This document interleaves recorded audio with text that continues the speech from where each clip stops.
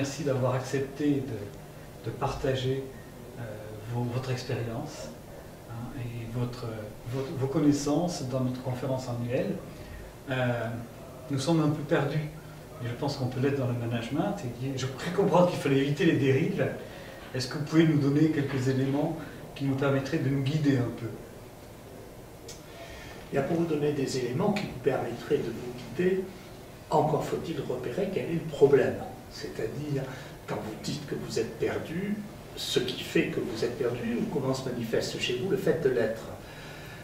Dans le livre que j'ai fait, auquel vous faites référence en parlant de perdu, Lost in Management, j'ai essayé d'expliquer que si les entreprises sont effectivement un peu perdues dans leur gestion, c'est parce qu'elles ont eu à faire face à des problèmes qui sont extrêmement importants, qui sont les problèmes liés au travail et au désinvestissement du travail qui caractérisent l'époque contemporaine.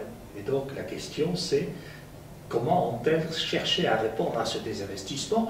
J'explique qu'elles y ont répondu par des moyens coercitifs, peu importe la description que l'on pourrait avoir de cette coercition, que ça ne marche pas, que plus on a cherché à contraindre les gens, plus ils ont cherché à échapper à la contrainte, et que par conséquent, le résultat qui a été produit et l'inverse du résultat escompté, plus elles ont cherché à contrôler les gens, et plus elles ont au contraire généré de l'absence de contrôle, et finalement, elles sont aujourd'hui complètement perdues face à ces nouveaux comportements du travail, qui sont des comportements de retrait que leurs propres pratiques n'ont servi qu'à accentuer.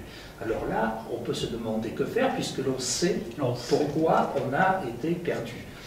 Mais la première démarche à avoir, c'est la compréhension du phénomène auquel vous faites face. Car vous ne trouverez jamais de solution si vous ne comprenez pas quel est le problème.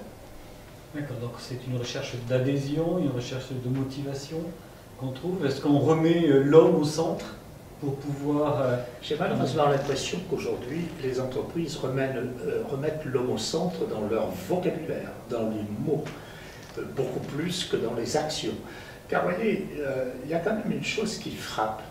Si vous comparez ce qui se passe aujourd'hui dans les pays que l'on appelle émergents, du moins les pays émergents démocratiques, ce que j'appelle les pays émergents démocratiques, le Brésil ou l'Inde, et ce qui se passe dans nos pays développés, il y a une différence absolument essentielle.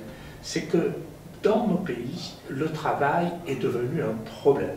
C'est-à-dire le fait de faire travailler les gens, c'est un problème. Le travail n'est pas considéré comme étant une ressource, ce qui est l'inverse des pays émergents, dans lesquels le travail est une solution.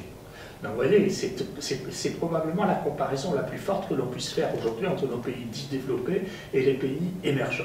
Alors, le travail est devenu un problème pour les raisons que j'ai esquissées, c'est-à-dire que petit à petit, on pourrait en faire une très longue analyse qui est celle que je fais dans mon livre, les acteurs se sont mis en retrait du travail. Et donc, on ne sait pas bien comment on peut les remotiver, pour utiliser votre expression, et les ramener à une pratique du travail qui soit celle que souhaiteraient les entreprises. Et de ce point de vue-là, on ne peut pas se contenter de mots, d'affirmations, de pétitions de principe. Il va falloir probablement redéfinir ce qui unit l'entreprise à ses salariés. Et pour le moment, ce n'est pas un travail que l'on a encore vraiment commencé. Est-ce que ce sont des valeurs? Ça dépend le sens que l'on donne au mot valeur, n'est-ce pas? Si les valeurs, comme c'est malheureusement la plupart du temps le cas, ça consiste simplement à énoncer ce que l'entreprise souhaiterait être, ça n'a pas grande importance. Si les valeurs correspondent à des comportements réels que l'on a réussi petit à petit à initier dans l'organisation et que l'on traduit ensuite en termes de valeurs, alors ça peut avoir du sens. Mais encore une fois, à condition qu'il s'agisse de valeurs concrètes, non pas de valeurs théoriques, comme la belle qui se regarde devant le miroir. C'est le management par l'exemple. Alors oui, ce que vous appelez le management par exemple, ce que les anglo-saxons appellent le walk the talk, pour utiliser l'expression anglo-saxon, ça n'est quand même qu'une partie de la question, hein, c'est-à-dire c'est une partie essentielle, vous avez raison, parce qu'on ne peut pas à la fois tirer au champ de faire une chose et faire soi-même l'inverse. Par définition, ça ne fonctionne pas. Mais ça ne suffit pas, n'est-ce pas? Vous voyez, on pourrait le formuler ainsi. La définition la plus simple que je connaisse du management, c'est de dire le management, ça consiste à obtenir des gens qu'ils fassent ce que l'on souhaitait qu'ils fassent. Grosso modo, c'est à peu près ça. Et donc, la question qui se pose à vous, c'est comment vous faites pour l'obtenir? Alors, on ne peut pas le faire simplement par l'injonction. On a essayé, et c'est ce que j'explique dans mon livre, de le faire énormément par la contrainte. Ça n'a pas marché. Donc aujourd'hui, la question qui est posée, c'est qu'il faut essayer de trouver d'autres choses. Et moi, j'essaie d'expliquer que le retour à des formes de confiance dans le travail est sans doute une voie qu'il faudrait explorer.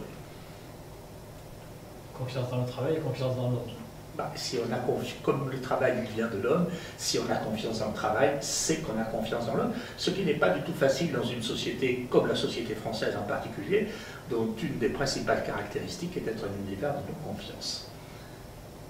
Et en plus, on n'a pas le droit à l'erreur.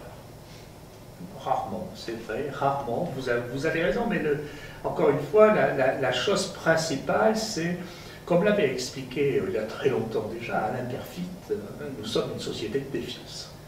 Et or, dans une société de défiance, comment allons-nous faire pour réintroduire de la confiance dans le travail?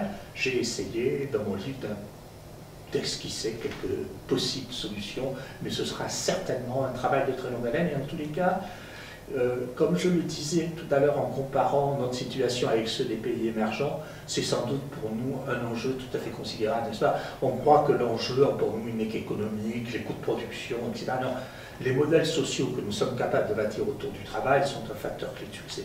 Aujourd'hui, les pays émergents sont vraiment dans une dynamique extrêmement positive dans leur modèle social. Nous sommes plutôt dans une dynamique négative. Ce n'est pas uniquement une dimension d'entreprise, mais une dimension de société. Enfin, c'est la société qui doit... C'est la traduction des caractéristiques de la société dans l'entreprise, mais c'est aussi l'entreprise, si elle réussissait à renverser cette logique négative, qui pourrait aussi beaucoup influencer la logique de la société. On est dans une perspective systémique. Mais encore une fois, c'est très difficile pour nous d'en sortir. Ben, on va lire avec attention votre ouvrage. Je vous remercie beaucoup. Merci.